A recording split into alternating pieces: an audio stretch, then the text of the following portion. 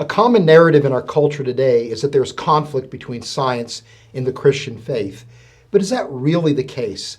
I'm joined today by Dr. Bernard Palmer, who is a retired senior surgeon from the UK and a Christian, to help answer that question. Dr. Palmer, Scripture tells us that God has revealed himself to us through the record of nature. Mm-hmm. Do you see evidence for God's fingerprints in the creation? And if so, what would you claim are God's fingerprints? Oh, they're marvelous fingerprints. We saw yesterday the beautiful mountains behind Los Angeles, and you think, wow, this is incredible. Why do I feel that beauty?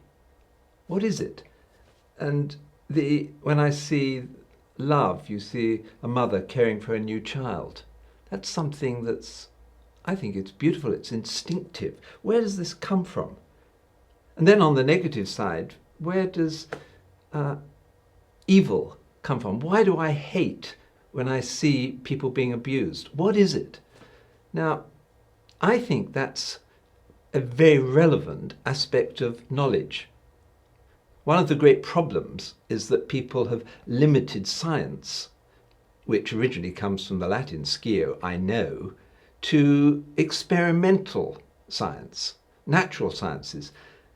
But the very basis of natural sciences is that we're trying to find a mechanism and we're not including God in it. But that doesn't mean there is no God.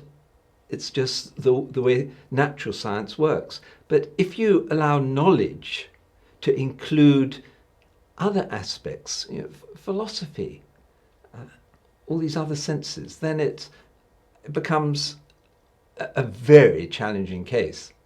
But in natural science, you've got so many features that are such a coincidence.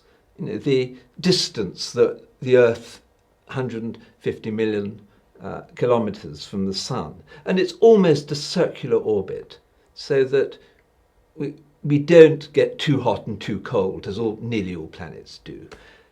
That's a remarkable coincidence. We've got an atmosphere that's just right for oxygen.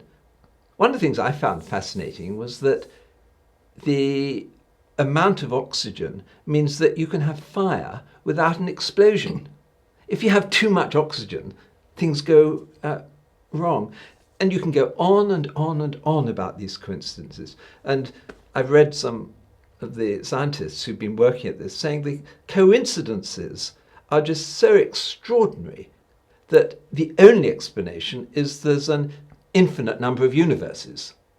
Now, to go down that road, you've really got to have an incredible faith.